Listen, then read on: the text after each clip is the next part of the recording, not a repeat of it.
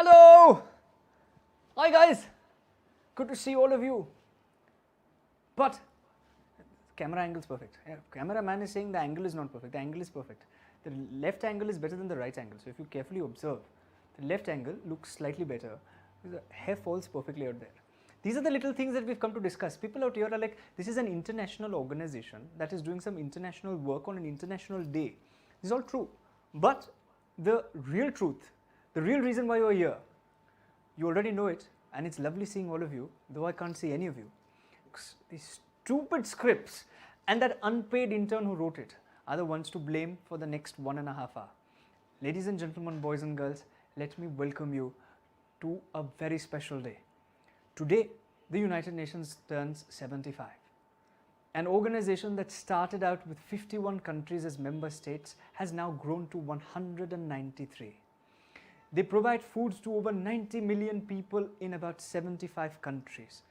They have assisted more than 34 million refugees across the world and provided vaccination for 58 million children across the world. Today we come to celebrate the 75th anniversary of the world's largest intergovernmental organization. Now, to put things into perspective, this multilateral behemoth has won the Nobel Peace Prize 12 times. I applied for it 152 times and got rejected 153 times. There's a difference between me and the United Nations. This is a small little difference. People are like, why doesn't he stick to the script? There should be a script. Why doesn't he stick to it? But this is the script. Blame the unpaid intern. Don't blame me. But the important question that we must ask today, and I must ask this hard-hitting question because you think this is a very serious show. So I must ask that hard-hitting question, and to all the people who are watching this in Geneva and New York, quite honestly from the bottom of my heart, I want to ask you this. 2.5 million people dead in Cambodia. Pol Pot's Khmer Rouge was not stopped when it's supposed to be. 800,000 people killed in a massacre in Rwanda. Why in Darfur, in Bosnia, in Nigeria, and most recently the ISIS in Syria? Why has the organization, the international behemoth, been unable to act? All of these questions raise efficiency on this body. And my question to those who are watching, those officials who are watching, the government that is watching, basically no one's watching, just you and me. But to all those people who would probably be watching this, my real question is this. Does the Secretary General really have any power today? Is the Secretary General even in a position to effect any change? The organization that was made for maintaining peace and stability across the world has been unable to do so. But ladies and gentlemen, you can hate it. You may absolutely be an admirer and love this organization. But you definitely cannot ignore it. On behalf of the organization that mirrors the same goals of this multilateral behemoth, the same goal of Vasudhaiva Kutumbakam, or the world is one global village, I, Rishabh Shah, welcome you on behalf of India's international movement to United Nations to United Nations at 75. Today, more than ever, the UN must be paying attention to Charles Darwin. Charles Darwin, that guy, that funny guy, that dude, the same one, that one. Charles Darwin, that guy who said, it's not the strongest of species that survives, nor the most intelligent one that survives. It is the one that is most adaptable to change that will survive. As the world deals with an unprecedented crisis and where the definition of multilateralism is changing on a daily basis, what should the UN do to keep up pace? Today we will hear not from a blithering idiot who's wearing 2 different colors, sorry 3, and if you actually closely observe it's 4, but I'll leave it to you to judge. And public's wondering, saying, how is he hosting such an important thing? Very simple. I started the organization, some benefits, some perks. Yeah, as you can see down on the screen, no sponsors sponsored us. Then again, the important thing is we're always looking for sponsors. So if you know anybody, or if you're a sponsor, potential person with a lot of money, we're willing. Donations right here, right here. Just put it in this box. Yeah, the camera guys. Just joking. But guys, without deviating, today we will hear from industry experts, from cinema icons, and from UN diplomats about what they feel about the United Nations being reformed. Because if they want to stay relevant, the UN must reform. Now we're talking today about India and the UN as well. And when you speak about India, you cannot speak about it without song and dance. Presenting to you from the studios of one of India's finest choreographers and dance gurus. Somebody who's an inspiration to millions of young people, not just because of the art and the craft that he possesses. It's not an art and craft technically if you go to see, but not because of the art and craft that he possesses, but more so because of the human being that he is. Boys and girls, along with these very specially abled students who are phenomenal, I've seen them personally and worked for them, his batch of wonder kids at Joy, and his main troupe that has performed all across the world. Ladies and gentlemen, boys and girls, please put your hands together. Though I can't see them, please put your hands together for the one and only, from our sister organization and beloved advisor, Shiamak Davar. Sun lo, sun lo, sun lo, legitimately sun lo.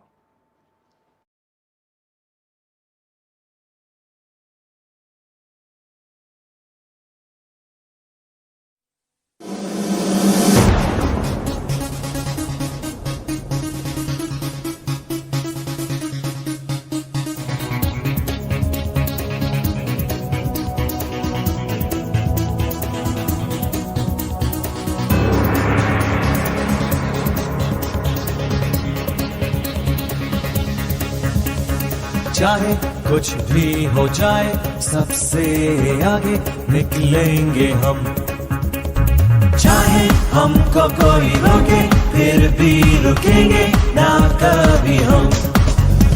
ये दिल जान ये हमारी शान, हिंदुस्तान हमारा, इसे जान लो पहचान लो, ये गुलसिता हमारा। हम कल भी थे, हम आज है और कल भी रहेंगे, हमें जान लो पहचान लो, हमसे है ये जमाना। दुनिया ये तेरे कैसे नजारे, कहीं पे तूफान कहीं सितारे, रुकेंगे फिर भी ना हम। सुन लो दिल की धड़कन, समझो दिलों का बंधन।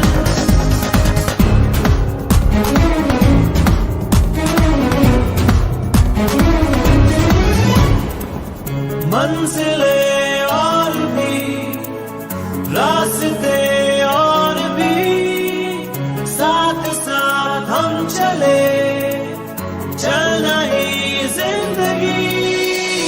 हौसले बढ़ गए, फासले कम हुए, चाहे मंजिल हो करीब, फिर भी रुकेंगे ना हम।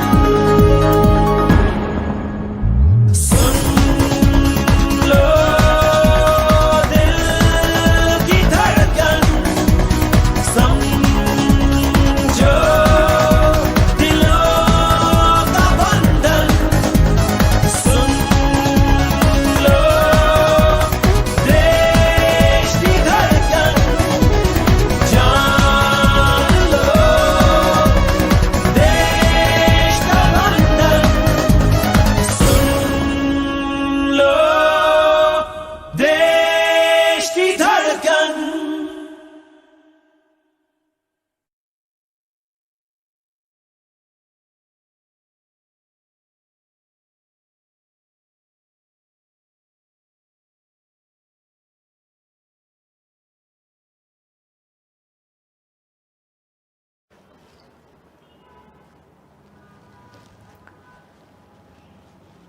I don't know whether you can feel the goosebumps yet, but I can yet sense them.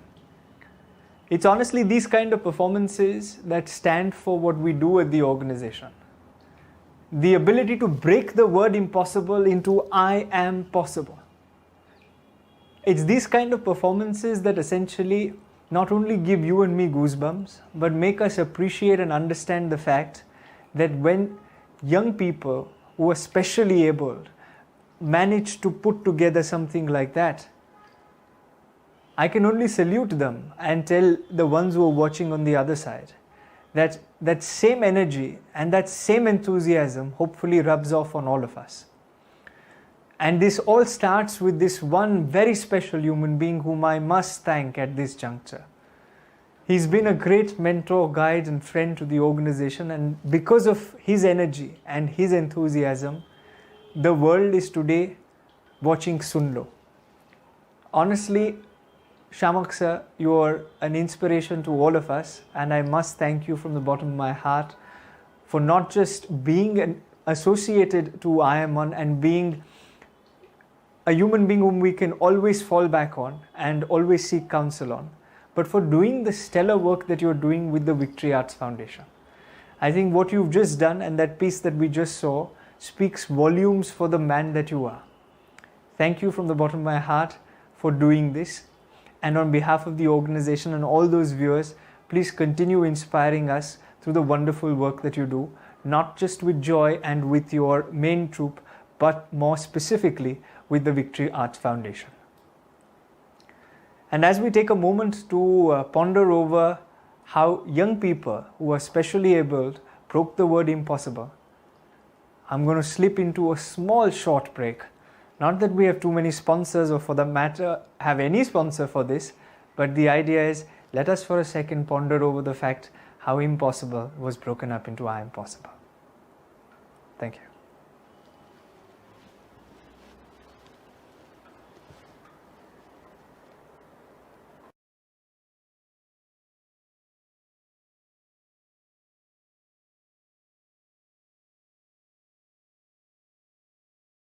Very good evening to all the wonderful ladies and gentlemen watching this.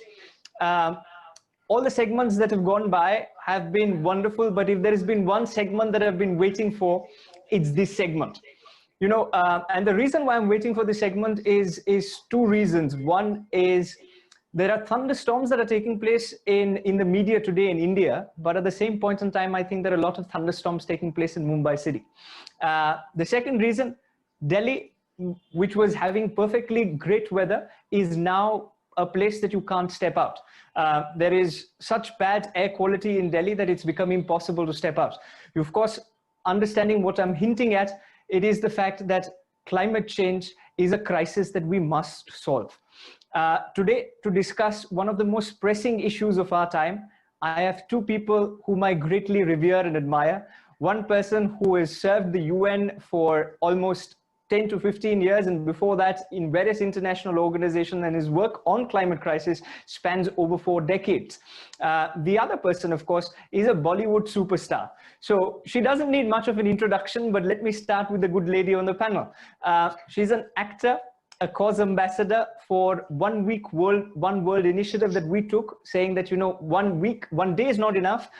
Let's celebrate 1 week for the environment. She's also a climate warrior and has done tons of things when it comes to climate change. She's somebody who's using her fame and popularity for good. It's a pleasure and a privilege to have you with us, Sonakshi Sinha. Thank you so much, Rishabh. You're too kind. And the second panelist that we have today with us is somebody who's, again, like I did mention, is really special because he served with His Excellency Ban Ki-moon. He was the former Assistant Secretary General of the UN. He has been a part of the World Council of Churches and is greatly credited for making climate change a priority under the former SG. His Excellency Janos Pasztor, if I've got that right, welcome to I.I.M.U.N. Thank you very much. I really appreciate being part of this conversation, and I look forward to it. So let me start with the conversation with the first question that I have actually, which is, you know, global temperatures worldwide, the temperature has gone up by about 1.14 degrees Celsius. From the 1890s to today, 2016 was the hottest year yet. We've lost about 28 trillion tons of ice between 1994 and 2020. And it is said that the water levels may rise up to about 3 feet by the end of the century. Today, we live in a world where everyone puts their country first and then everything else. The United Nations is yet, however, dependent on different member states. But the problem is the fact, and this is the first question that I wanted to ask, and to Mr. Janos first, if that's all right. I wanted to ask him, saying, in a country first world, the United Nations, how will it navigate the problem of climate change being a hoax? Because so many of the countries that fund the UN do not necessarily believe in the fact, their world leaders do not, the leaders that lead these countries do not believe in the fact that climate change is even real. How do you think the United Nations should navigate this, is my first question. Well, thank you for this. This is really important. So first, let's be very clear about the science. This is not a hoax. There is overwhelming scientific evidence through analysis, through modeling, and increasingly through observing the real and current impacts of climate change. Look at you mentioned yourself, the excessive heat in Delhi, and there are many other places in the Arctic. Look at the loss of glaciers in the Himalayas and the Alps. Look at the forest fires in Australia, in California, Indonesia, and the list can go on. So the impacts are here, and just tell the people who are impacted, who lost their homes, who lost their livelihoods, that it's a hoax. It is not. So there is clearly scientific evidence. Now, let's also be clear that most of the governments in the world, most of the nations in the world accept that climate change is real and it's serious. Let's just be very clear once and for all, this is a serious issue, and most of the world is behind to try to find solutions. Well, thank you for that. And like you rightly said, that many of these people who are these world leaders, so to say, world leaders who do not believe in climate change, are part of the cause of the climate changing. Coming to Sonakshi. Sonakshi, I wanted to ask you this. What do you think the United Nations should do in order to navigate this problem? Firstly, I'm going to speak as a layperson, just as someone who really feels passionate about what we're talking about, which is climate change. And I want to be one of the champions who contributes to saving our planet, the only planet that we have. Having said that, I'm just going to be really blunt and honest and go ahead and say that, you know, anybody who claims that climate change is a hoax has to be on a whole different level of stupid, because even a 5-year-old child today would be able to tell you that we're in trouble. And honestly, you know, if you don't see it happening around you, like Mr. Pasztor said, that, you know, we have ice sheets melting, glaciers melting, sea levels rising, the seas getting acidic, we have coral reefs bleaching out, dying. It's getting hotter, carbon dioxide in the air, we're trapping greenhouse gases, everything's just getting hotter, and you know, it's just blatantly out there for everyone to see, and we're all suffering. Not one person is exempted from, you know, climate change. It affects each and every one of us. So honestly, I feel like, you know, working with countries that really go out on a limb to fight against this, to create an awareness. I think attacking people on an individual level, rather than going through governments, attacking the youth with the information, with the awareness about climate change and global warming and, you know, the dangers that we're in, I think would be a better approach. I think individually we're about almost 8 billion people in the world today. Imagine if everyone just woke up one day and decided to plant a tree. We'd be living in a different world. So I think going the individual way would be better, rather than that's my opinion entirely. Well, I think that's a great answer. You're very candid. You speak your mind, and honestly, that's why young people, not just in India but across the world, look up to you. And I'm glad that you're using your voice to bring about and effect positive change. Honestly, like I said at the start, it's a pleasure and an honor that to have you here and to have you say the things that you are saying, because it makes so much sense. And when you say them, unlike when I say them, people actually listen. Well, you get us on the platform, Rishabh. So thank you. You give us the platform to reach out to so many more people. You know. So thank you for that. That's very kind of you. And let me take you, because you mentioned this very pertinent point that, you know, you must engage with civil society, with young people, in order to solve the problem of climate change. Don't do an only government approach. My next question, actually, interestingly, is this, that, you know, the positives of the pandemic, one of the biggest positives of the pandemic was that there was clean air.